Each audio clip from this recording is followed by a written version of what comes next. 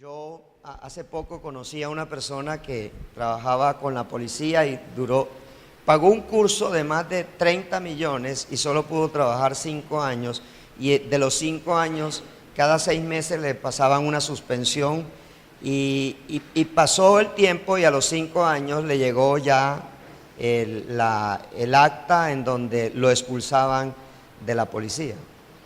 Y yo me ponía a hablar con esa persona porque ella estuvo en consejería conmigo y realmente, mire, esa persona es un hijo de una mujer cristiana, servidora del Señor, pero él decidió apartarse desde su niñez, decidió apartarse de Cristo y decidió apartarse de la iglesia y decidió no seguir en esa vida, en la vida que llevaba su mamá, simplemente porque el mundo tenía un atractivo para él. Y cuando el mundo tiene un atractivo para la persona, entonces la persona va a vivir sus propias pruebas. Pero escuche esto, la persona vive las pruebas en el mundo, pero muchas veces no conoce el propósito de las mismas, ¿sí? O muchas veces esas pruebas no van a cumplir el propósito de una prueba en Cristo, que es diferente. Y la otra forma es cuando las pruebas llegan a los hijos de Dios, es decir, cuando las pruebas son para los creyentes. Entonces, hago la claridad porque cuando usted lee el libro de Job, usted cree que Job estaba en el mundo. Sí, él podía estar en el mundo, pero no era del mundo. Y Job no fue tratado por desobediente ni por pecador, sino que Dios fue tratado para revisar dos cosas: uno, su integridad, y dos, el poder de su adoración. O sea, Dios le permitió a Satanás tocar la vida de Job para verificar la integridad, porque Job confiaba Dios confiaba en Job, ¿sí? Y decía: ¿no has visto en la tierra un hombre más íntegro? Entonces, una de las razones por las cuales Dios permite la prueba es para examinar tu integridad. Estoy hablando con hijos de Dios. Y la otra razón es para revisar tu adoración en medio de la prueba, ¿sí? En medio de la prueba o nos volvemos adoradores o nos volvemos desertores. Son las dos condiciones: o nos volvemos adoradores o nos volvemos desertores. Pero también la prueba tiene dos propósitos, ¿sí? Dos propósitos, y esos dos propósitos tienen que ver conmigo. Acuérdese que nosotros somos seres, ¿qué? Humanos, seres humanos. Y la palabra humanos viene del latín humus, y humus significa tierra, y tierra también en latín significa humildad o ser humilde. Entonces, los dos propósitos finales, digamos, de Dios para las pruebas a sus hijos es transformarlos a la imagen de su Hijo Jesucristo, o sea, hacer un proceso de transformación, y el otro es volverlo un ser humilde. O sea, lo otro es volverlo un ser humilde. Hace 2 domingos les compartía que nuestro mayor enemigo se llama el ego.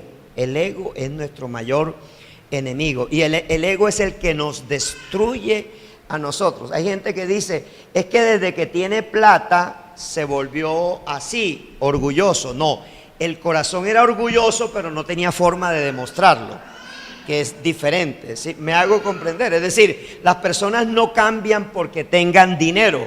Lo que pasa es que el dinero refleja lo que genuinamente es la persona, pero que antes sin dinero no podía mostrar, ¿sí? Entonces la gente no se vuelve orgullosa o no se vuelve vanidosa o no se vuelve jactanciosa porque tiene dinero, sino que el dinero le permite reflejar su verdadera personalidad o el carácter genuino que tiene. Entonces, cuando un hijo de Dios entra en orgullo o cuando un hijo de Dios se jacta, entonces Dios tiene que usar la prueba enviada por Él, permitida por Él, para que ese hijo de Dios se vuelva un ser humilde de verdad.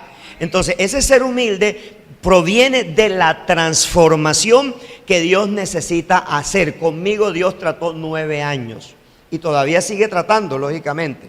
pero tuvo que quitar de mí ese espíritu de grandeza que yo tenía, ese ímpetu que yo tenía, y lo tuvo que procesar durante 9 años. Entonces, él usó primero mi quiebra financiera para seducir el corazón y traerme a él.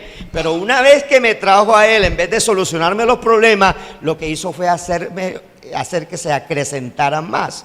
Porque quería volverme, ¿qué? Un ser humilde. Pero para volverme un ser humilde, a través de la prueba, comenzó un proceso de transformación. ¿Estamos allí?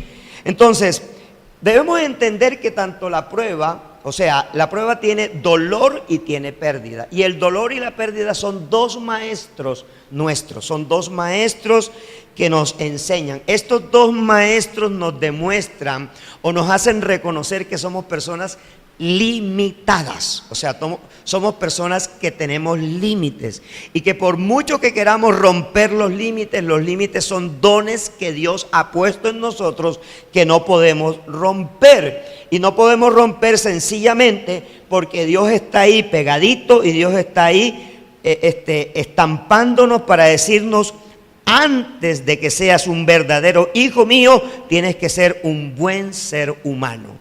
Es decir, hay que ser una persona humana, una persona humilde.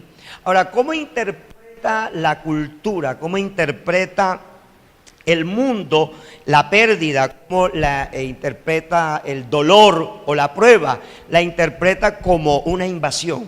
Es decir, la gente dice: pero yo venía tan bien, venía en este trabajo, venía en esto. Entonces la gente comienza a interpretar la prueba como que esto a mí no me debe ocurrir. O sea, no sé por qué me está ocurriendo. No sé por qué yo soy fiel en el diezmo. Yo no sé por qué me está ocurriendo esto si yo soy fiel sirviendo. Yo no sé por qué me está ocurriendo esto si el Señor sabe que yo debo asistir a un culto, pero yo asisto a culto y medio. Entonces yo no sé por qué esto me está pasando y por qué a mí. Porque generalmente la primera pregunta cuando a uno le diagnostican una enfermedad terminal o grave, o la primera pregunta cuando uno se va en quiebra financiera es: ¿qué pasó? O ¿por qué a mí? O sea, ¿por qué estas cosas me están sucediendo a mí? Y eso el mundo generalmente no lo entiende. Ahora, el mundo, como no quiere aceptar sus límites, entonces las personas tratan de solucionar los problemas que tienen, lo tratan de solucionar a su manera. ¿Estamos allí? Entonces, a la manera nuestra no lo vamos a solucionar. Estoy hablando con hijos de Dios. Ahora, ¿por qué es importante? Porque es que el mundo tiene sus propias formas de solucionar los problemas. Un ejemplo, porque si tú tienes una quiebra financiera o estás en un problema financiero, no hablemos de una quiebra. ¿Cuántas veces usted ha recibido una llamada del banco diciéndole que le han aprobado una tarjeta de crédito por 5, por 7, por 8, por 9 millones de pesos? Y usted en ese momento debe 5, 6, 7, 8, 9 millones de pesos. Y usted dice: gloria a Dios, aleluya, Jehová es bueno. Jehová es bueno. ¿Sí? A mí me lo han dicho, incluso me lo han dicho pastores. Yo le he dicho: hermano, Dios no soluciona así los problemas. Porque cuando tú recibas ese cheque o cuando recibas esa tarjeta de crédito, o sea, el diablo la va a usar porque esa no es una puerta que Dios abra. Dios no paga créditos con créditos. ¿Me estoy haciendo comprender? O sea, Dios no paga deuda endeudándote más. O llega alguien y te hace un parapeto y te dice: no, venga, ¿cuánto debe usted? Yo debo 20 millones de pesos. Entonces yo le voy a conseguir esos 20 millones de pesos. ¿Usted lo va a pagar al 1.5? No. Cuando usted lo llama al banco a decir que le va a refinanciar la tarjeta de crédito, diga: no, porque yo tengo un Dios grande que me la va a pagar de contado. O sea, nosotros tenemos que aprender a vivir los procesos de Dios. Eso es un aprendizaje que no podemos esquivar, porque cuando los esquivamos, la prueba te vino para un aprendizaje. La prueba te vino porque no, o sea, tú no eres pecador, tú no estás faltando, tú eres fiel con tus diezmos, tú eres fiel congregándote, tú eres una persona servidora de Cristo, eres una persona fiel en todas las cosas, pero te llegaron pruebas porque Dios te va a transformar. Entonces hay un proceso de aprendizaje que tú necesitas reconocer, perdóname el juego de palabras, reconocer que lo necesitas. Es decir, que tú necesitas esa prueba. No puedes escudarte, no puedes esquivarte. Mira, la declaración de Job al final es: desnudo salí del vientre de mi madre y desnudo volveré allá. Jehová Dios dio y Jehová ¿qué? Quitó. Pero mira lo que él termina diciendo: sea el nombre de Jehová bendito. O sea, en medio de la prueba, tu adoración va a ser probada.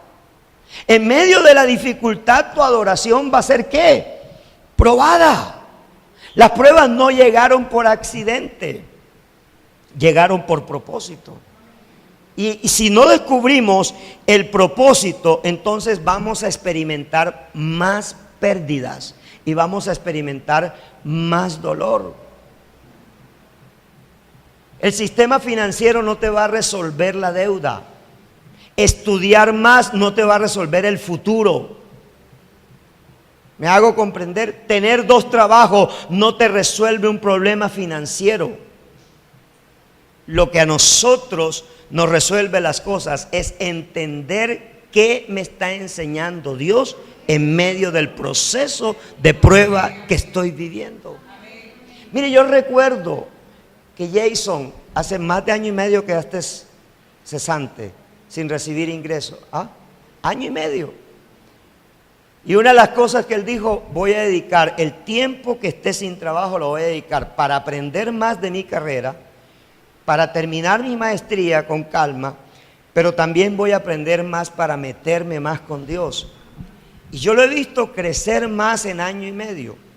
Y créame que una de las cosas que yo admiro del empleo que él comienza mañana es que él no lo buscó, sino que, como se dice allá en Mateo 6:33, las añadiduras llegaron a él. Las bendiciones, como dice Éxodo 28, llegaron a él. Perdón, Deuteronomio 28, llegaron a él.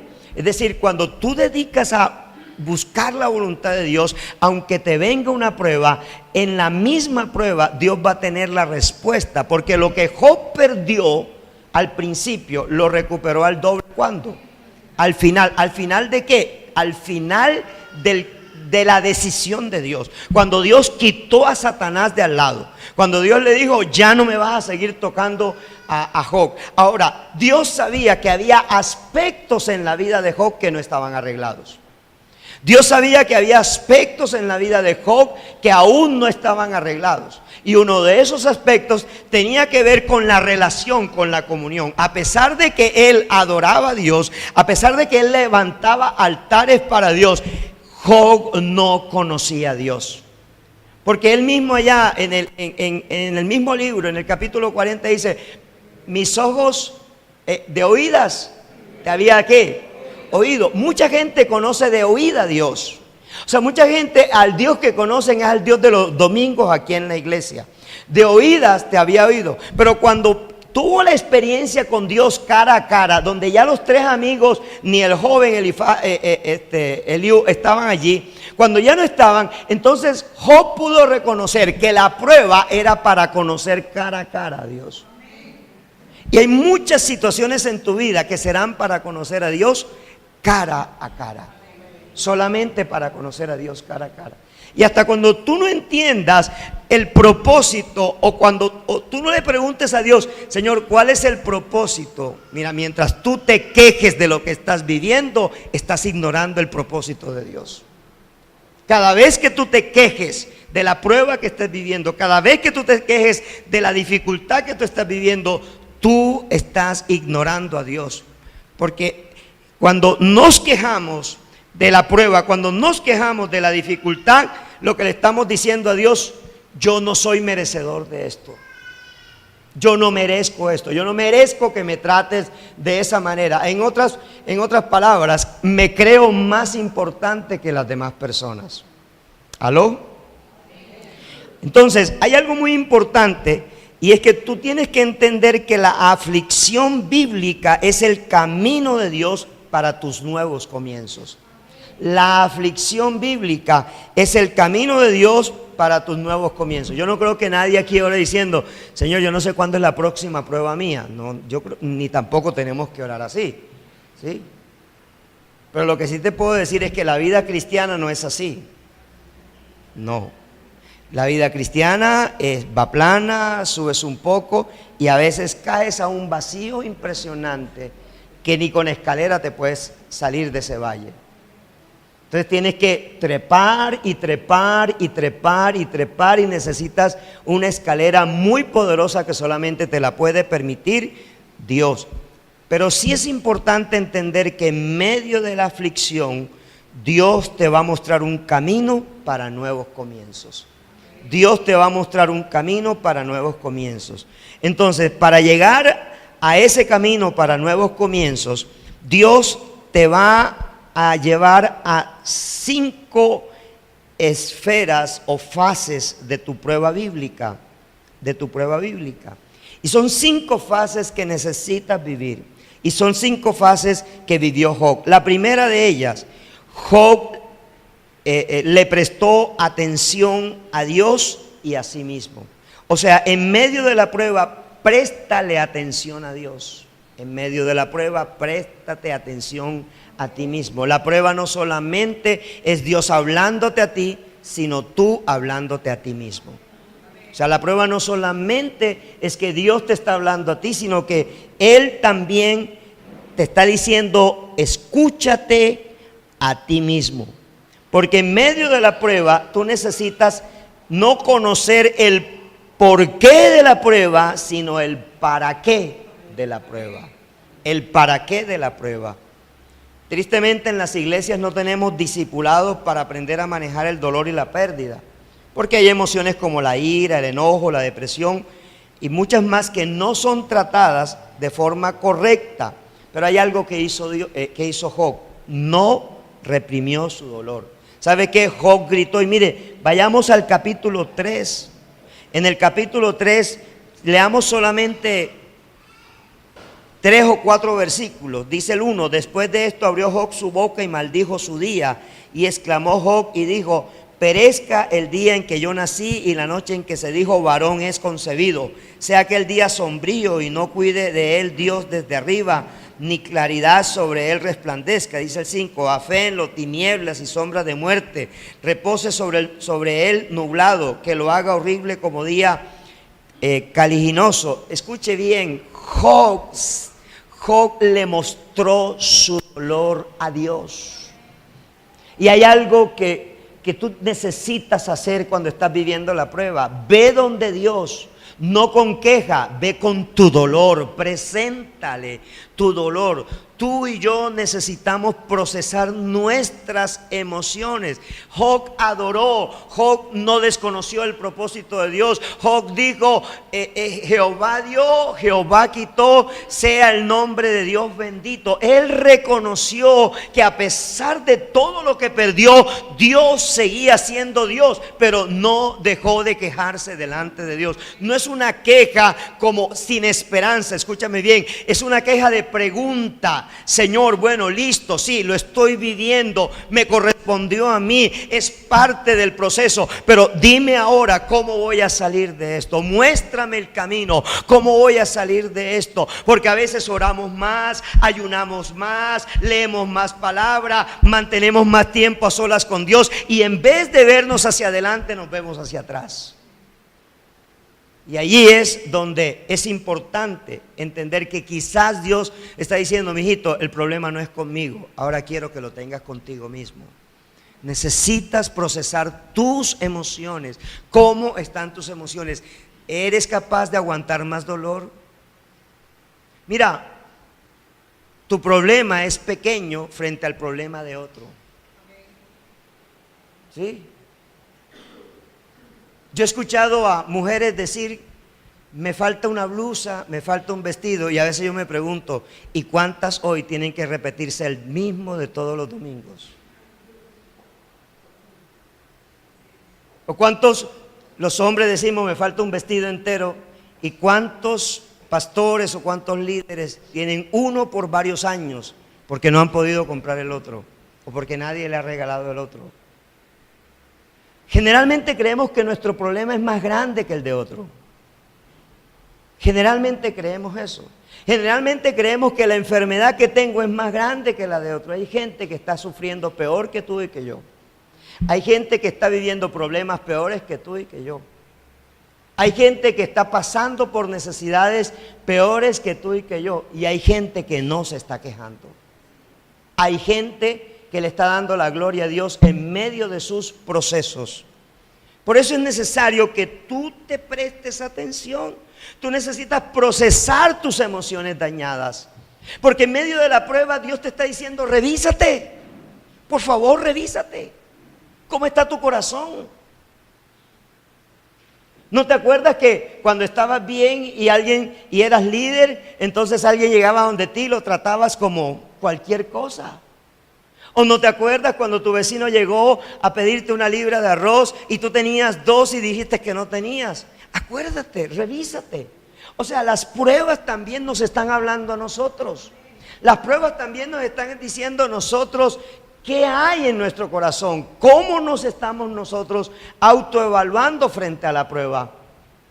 Job nunca había tenido la oportunidad de autoevaluarse, porque cuando tú vives en la opulencia no tienes la oportunidad de evaluarte. ¿Sí? Se dice que yo valoro la salud cuando estoy enfermo, y se dice que yo valoro la economía cuando estoy sin dinero, y se dice que yo valoro un trabajo cuando estoy desempleado. Pero la prueba es para eso, porque a veces nosotros estamos responsabilizando a Dios o responsabilizando a Satanás, pero nunca nos responsabilizamos a nosotros mismos. ¿Qué parte de esta prueba me corresponde a mí? O sea, ¿qué parte de lo que yo estoy viviendo soy responsable? ¿Qué no he manejado mal? ¿Qué cuando hubo austeridad no manejé? ¿O qué cuando hubo opulencia no manejé bien? Y es lo que Dios me está hablando. Entonces nosotros necesitamos procesar también nuestros dolores. David procesó su dolor, Job procesó su dolor, Jeremías procesó su dolor. Procesó tanto su dolor que escribió un libro que se llama ¿cómo? Lamentaciones. Él procesó su dolor. La pregunta es, en medio de la prueba, ¿serás capaz de procesar tu dolor? Y Dios nos pide, procesemos el dolor. Porque si, quizás para ti la prueba es un desempleo, pero para otro la prueba es una calamidad doméstica, o para otro es la muerte de un ser querido que no esperaban que muriera tan rápido. Para otro la prueba puede ser que despidieron al hijo de la universidad o del colegio. Para otro puede ser que tu hijo te llegó con la noticia de que tiene a su novia embarazada, o tu hija salió con la noticia que su novio la embarazó. O sea, cada uno tiene una prueba, cada uno está viviendo un proceso, cada uno tiene algo con el cual Dios está trabajando. Pero yo necesito revisar cómo estoy procesando mis emociones. Número 2, lo segundo que tengo que hacer en medio de la prueba, la segunda fase, es saber esperar en el punto medio confuso. Saber esperar en el punto medio confuso. Generalmente preferimos el control, ¿o no? ¿Quién quisiera que el primer día de este año Dios le hubiera enviado todos los pagos, el dinero para todos los pagos del año? ¿Cierto? El empresario quisiera que en enero se facturaran todas las ventas del año. O sea, ¿sí o no? El empresario quisiera eso, ¿sí? O a veces veo padres desesperados en pagar todo el año completico de su hija o de su hijo, ¿sí? No, es que apenas entra este negocio, ¿sabe cómo se llama eso? Inseguridad. Y la inseguridad proviene de incertidumbre, y la incertidumbre proviene de la incredulidad a Dios. Dios dijo, yo estaré contigo. Y cuando dijo yo estaré contigo, lo dijo estando en la opulencia o estando en la prueba. O sea, Dios va a estar contigo en la buena y Dios va a estar contigo en la inmunda. Dios va a estar contigo en la sanidad y Dios va a estar contigo en la enfermedad. Dios va a estar contigo en trabajo, teniendo trabajo, o Dios va a estar contigo sin que tengas trabajo. Dios va a estar contigo, es el mismo Dios. Él dijo, yo estaré contigo, no temas. No temas. La Biblia tiene 365 no temas y un año tiene 365 días. Quiere decir que tenemos un no temas para cada día. Cada día Dios nos está anunciando que Él tiene algo nuevo y bueno para nosotros. No dependemos de lo que tenemos ni dependemos de la salud, dependemos de nuestro Dios. Sus promesas son fieles y son verdaderas. Pero ¿qué debo soltar yo? El control. Dile que está a tu lado, suelta el control. ¿Qué es lo que no sabemos hacer en la prueba? Esperar en Dios. Estás enfermo, vas al médico, el médico te diagnostica. ¿Sabe qué tiene la ciencia médica o las palabras de un médico? Aceleran una enfermedad. Pero lo hacen así, pero en una velocidad impresionante. O sea, tú fuiste sin saber que tenías una enfermedad. Y después de los procesos te diagnosticaron la enfermedad y esa enfermedad comenzó a acelerarse así, ta, ta, ta, ta, ta, ta, ta. Se llama el poder de la mente. La palabra tiene un poder para cumplirse. Y por eso muchos de nosotros no sabemos pararnos en la brecha y decir, no lo acepto en el nombre del Señor. No porque no pueda vivir, no porque la enfermedad no esté, sino porque Dios la puede procesar de otra manera. No por eso, porque lo que está, está, pero Dios lo puede procesar de otra manera. El asunto es que muchas veces la palabra del mundo tiene más poder que la palabra de Dios. Muchas veces nosotros le creemos más al abogado, le creemos más al contador, le creemos más al de la DIAN, le creemos más a cualquiera que tiene a cualquiera que está perturbando nuestra paz, le creemos más. En vez de seguir creyéndole ¿a quién? A Dios. Él nos ha prometido en su palabra que en el mundo tendremos aflicciones, pero que Él ha vencido ¿a quién? Al mundo. Quiere decir que con lo que yo peleo ya Jesús lo venció. O sea, cuando yo peleo con el mundo, ya Jesús lo venció. Ahora, ¿cuál es la invitación del Señor? Suéltame el control. Dios te invita a que tú esperes en Él. ¿Sabe qué pasó con Abraham y Sara? Abraham y Sara no supieron esperar y después de 11 años, Sara le dice a Abraham, acuéstate con mi sierva, que el hijo que tenga ella es el hijo de la promesa. No, hay que saber esperar. 13 años más tuvo que esperar, porque después que nació Ismael, entonces 13 años arriba fue que nació Isaac, y hasta Abraham se rió, porque nosotros nos reímos porque Sarai se rió, pero el primero que se rió fue Abraham. y Sara, o sea, ni siquiera él miró su vejez, no, sino que Sara no podía. No es que él tampoco podía, ya eran 99 ruedas, no era lo mismo, ¿no? Eso necesitaba más Viagra que el necesario, ¿no? Pero es que muchas veces nosotros miramos los problemas desde la perspectiva nuestra, porque tenemos el control. Entonces estoy mal en ventas, contrato más vendedor, entonces tengo excesivos gastos. Cuando las empresas están en quiebra, ¿sabe qué hacen? Bajan gastos. Entonces, bajar gastos para un cristiano tiene que significar ¿qué tanto representa si yo bajo gasto? O sea, ¿qué dice Dios? Y eso tiene que ver con que yo no he podido soltar el control. No busques las razones por las que Dios ha permitido que la prueba llegue a tu vida. Busca el propósito. O sea, no busques las razones, busca el propósito. La tercera fase del proceso de aflicción bíblico para llegar a un nuevo comienzo es aceptar que tienes límites. Debes aceptar que tienes límites. El don de los límites los puso Dios. ¿Sabes qué? Job tuvo que aceptar sus límites. Él estaba limitado por el don de Dios. O sea, Job no podía hacer más, ya no podía resucitar a sus hijos. Ya no podía traer a la vida nuevamente los camellos, los burros, las ovejas. Él no podía hacer nada más. Ya él no podía, su cuerpo supuraba, no solamente estaba llagoso, sino que las llagas supuraban materia. Ya él no podía hacer nada más. Literalmente, ya él no podía hacer nada más. En las fuerzas de él no podía. Y métale a eso, o agrégale a eso, que además tenía 3 amigos que lo consideraban pecador. ¿Sí? Porque es que en medio de la prueba la gente está buscando qué pecado cometí. Sí, eso te está pasando por algo. Sí, cáncer en la vagina. Perdón, pero tú estabas con otra persona. O sea, no. Cáncer en la próstata, pero seguro que no adulteraste, que no le pusiste los cuernos por ahí a tu mujer. No. Vino. ¿Me entiendes? Vino. Y tengo que aceptarlo y tengo que recibirlo. No necesariamente estoy en pecado, pero el mundo cree, o no, ni siquiera el mundo, mis hermanos en la fe muchas veces creen que lo que estoy pasando es el resultado de un pecado. Y no necesariamente es así. Es simplemente un trato de Dios, un propósito de Dios, un para qué que tengo que encontrar en Dios.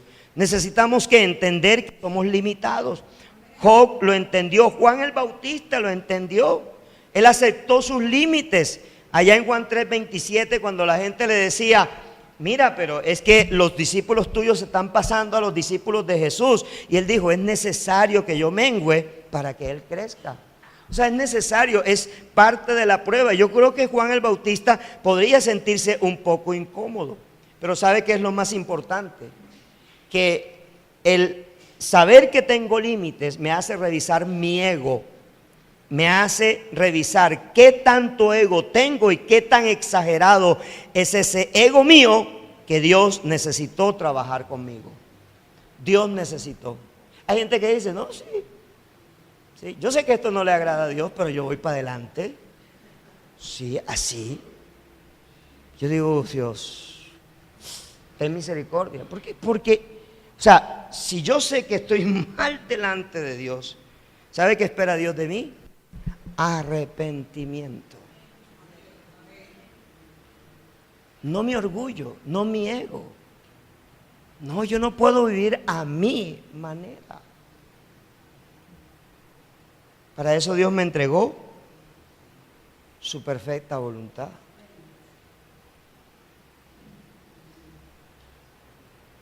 Es parte del proceso del Señor con nosotros.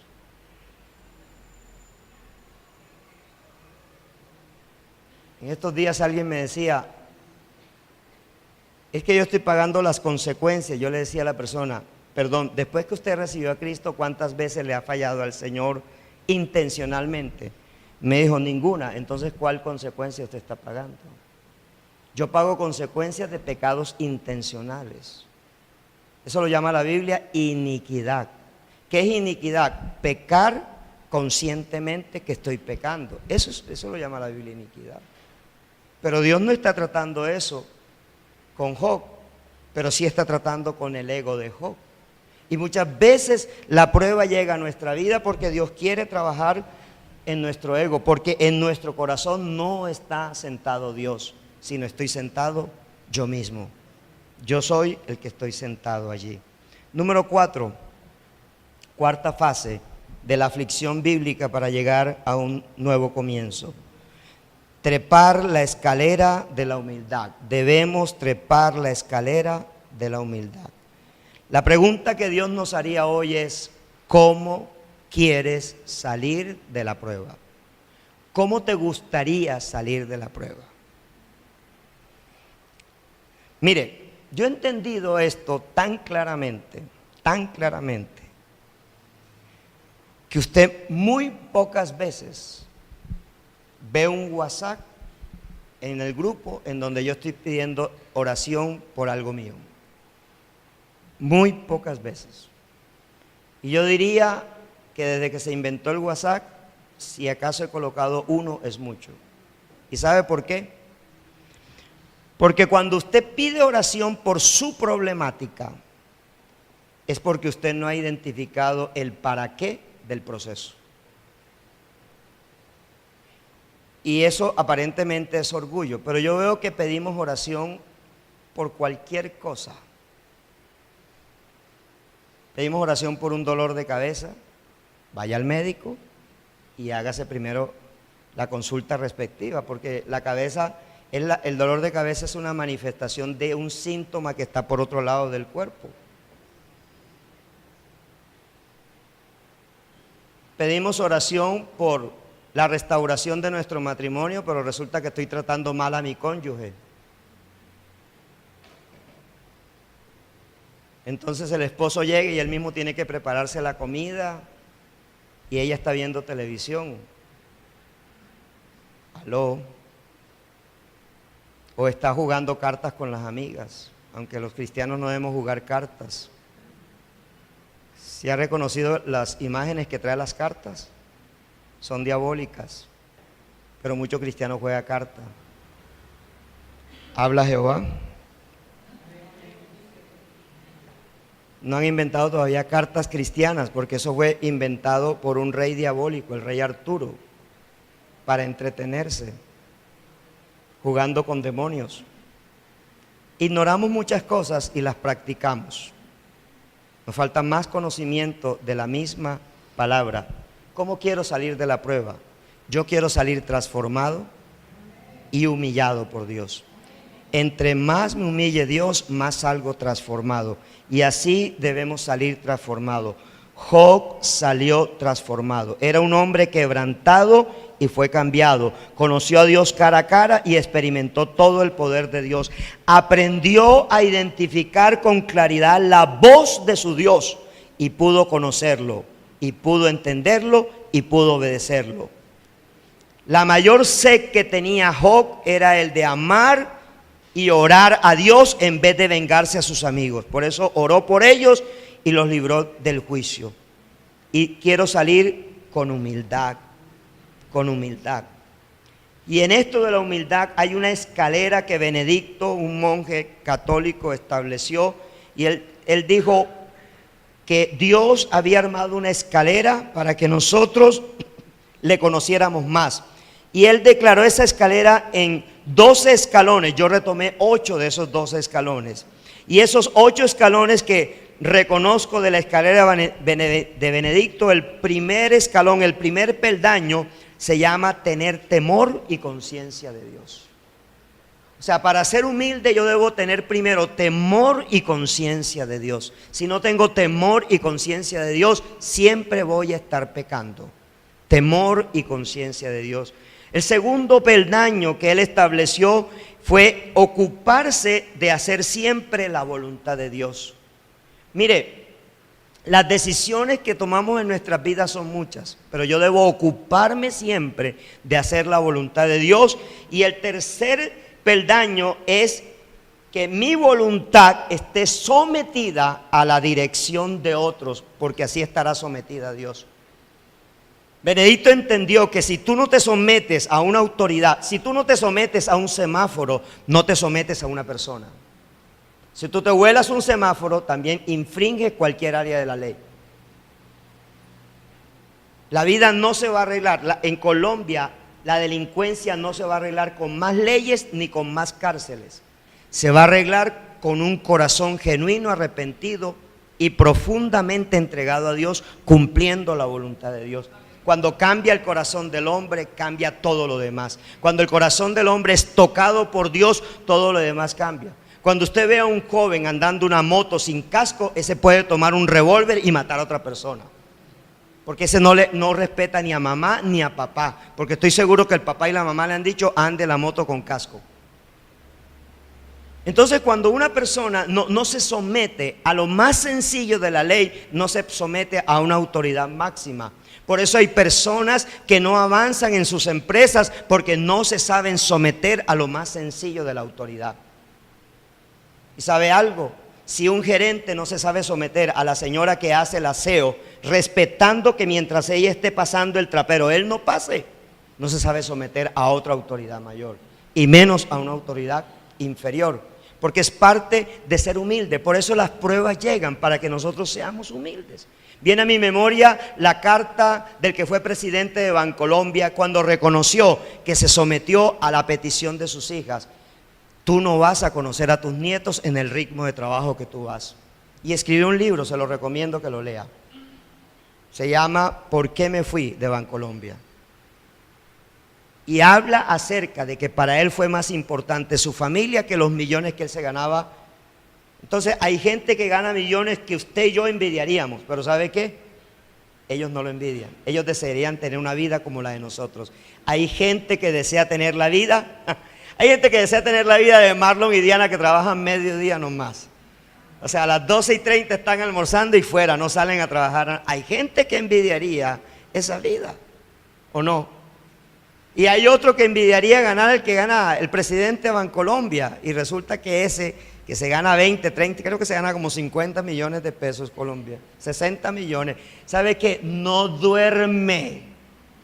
¿Y sabe qué? Tiene que tomar pastillas para medio dormir, porque entre más ganes, entre más alto estés en la escalera, más chicharrones tienes que resolver.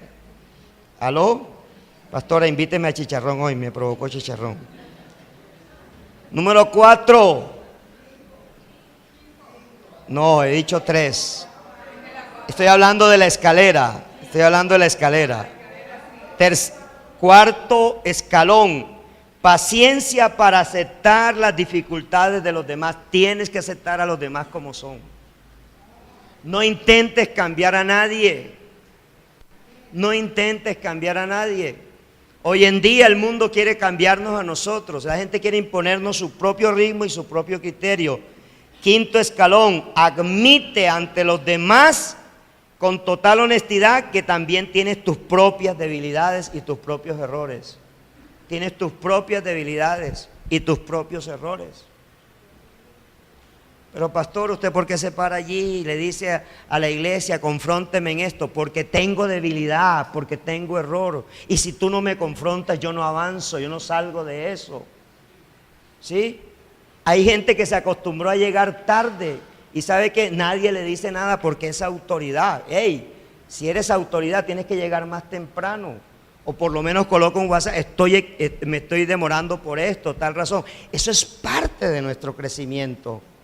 Hay gente que te dice, te voy a llamar y no te llama. Hay gente que te dice, te voy a visitar y no te visito. Somos débiles, tenemos errores, pero tenemos que aceptarlo con total honestidad.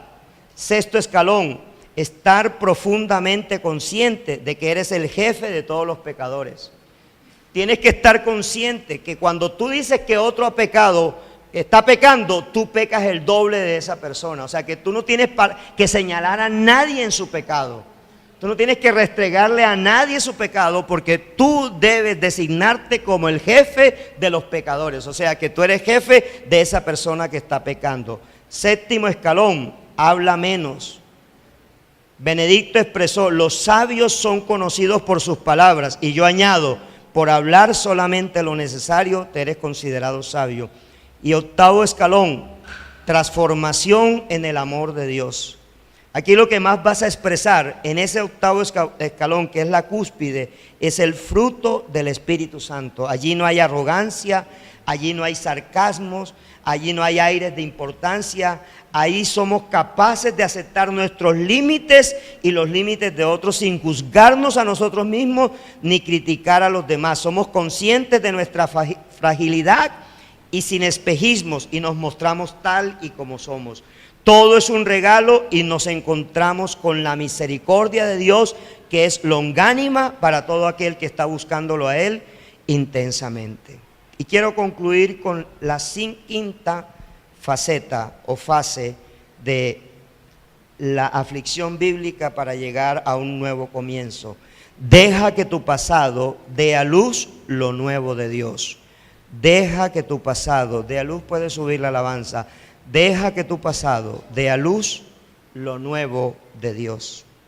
Sentir una gran aflicción producto de una prueba dolorosa que haya incluido pérdida no solo es resignarse, sino permitir que esto te bendiga. Eso fue lo que hizo Job.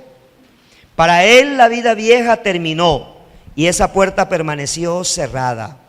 Aunque detrás de cada aflicción hay una lección y una finalidad, no podemos recuperar lo que se perdió ni dejar de sentir dolor de la noche a la mañana. Todo requiere de tiempo y permanecer en Dios, aunque no hayamos escogido vivir la prueba que estamos viviendo. Job vivió un camino hacia una vida nueva en medio de sus pruebas.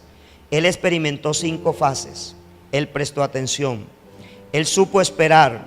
Él aceptó sus límites. Él trepó la escalera a la humildad y finalmente él dejó que su pasado diera a luz lo nuevo a su tiempo. Puedes ponerte de pie, iglesia. ¿Qué lecciones encontró Job? ¿Qué lecciones encontró Job? Son las lecciones que tú y yo tenemos que encontrar en la prueba. Primera lección: su alma se engrandeció. Su alma se engrandeció. Segunda lección: sus bendiciones se engrandecieron. Tercera lección: su riqueza se duplicó. Y cuarta lección, y la más importante de todas, se encontró cara a cara con su Dios y todo cambió. Solo cuando nos encontramos cara a cara con nuestro Dios, todo va a cambiar. Todas las pruebas tienen el mismo mensaje: muerte y resurrección. Todas las pruebas. Cuando Dios te lleva a una prueba, te lleva a una especie de muerte. Pero cuando sales de la prueba, sales en una especie de resurrección. Vamos a tomar los elementos de la cena del Señor. Vamos a repartir.